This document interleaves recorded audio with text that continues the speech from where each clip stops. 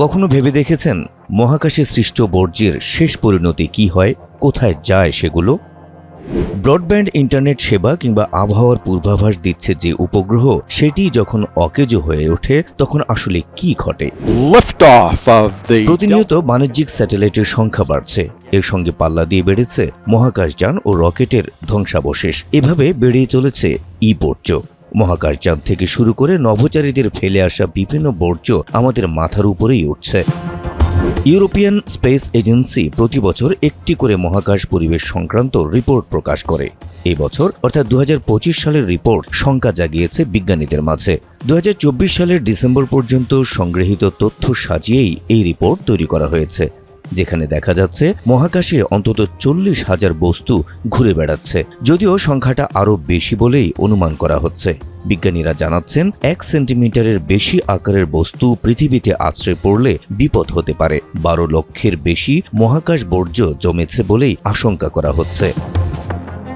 ধ্বংসাবশেষ চিহ্নিতকারী টুল মাস্টার দেখাচ্ছে প্রায় 550 কিলোমিটার উচ্চতার মধ্যে ঘুরে বেড়ানো এই বর্জ্যগুলো সক্রিয় কৃত্রিম উপগ্রহের সঙ্গেই পৃথিবীকে প্রদক্ষিণ করছে। ফলে যখন তখন বড়সড় সংগ্রহের আশঙ্কাকে উড়িয়ে দেওয়া যাচ্ছে না। কেবল 2024 সালেই অন্তত 1003 বর্জ্যকে ঘুরপাক খেতে দেখা গিয়েছে মহাকাশে।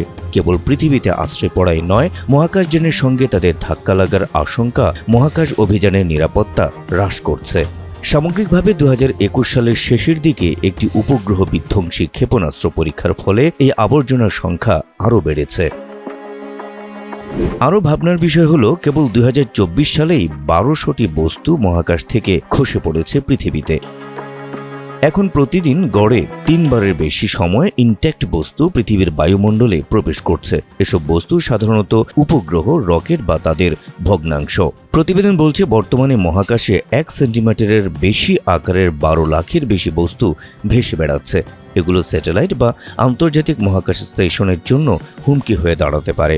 এই অবস্থায় যদি নতুন কোনো উৎক্ষেপণ বন্ধ করে দেওয়া হয়, তবুও মহাকাশে ভাসমান এসব বস্তু একে অন্যের সঙ্গে সংঘর্ষে আরও ধ্বংসাবশেষ তৈরি করবে। সংঘর্ষের পর সংঘর্ষে কক্ষপথ ব্যবহার অযোগ্য হয়ে পড়াকে কেসলার সিনড্রোম বলে। প্রতিবেদনে ইতোমধ্যে কয়েকটি দুর্ঘটনার কথাও উঠে এসেছে। 2024 সালের ডিসেম্বরে কেনিয়ায় একটি রকেটের প্রায় 500 কেজির ধাতব টুকরো একটি গ্রামে পড়ে। অন্যদিকে গত মাসে স্পেস এক্স ফ্যালকন 9 রকেটের একটি ধ্বংসাবশেষ পোল্যান্ডে এক ব্যক্তির বাড়ির উঠোনে পড়ে।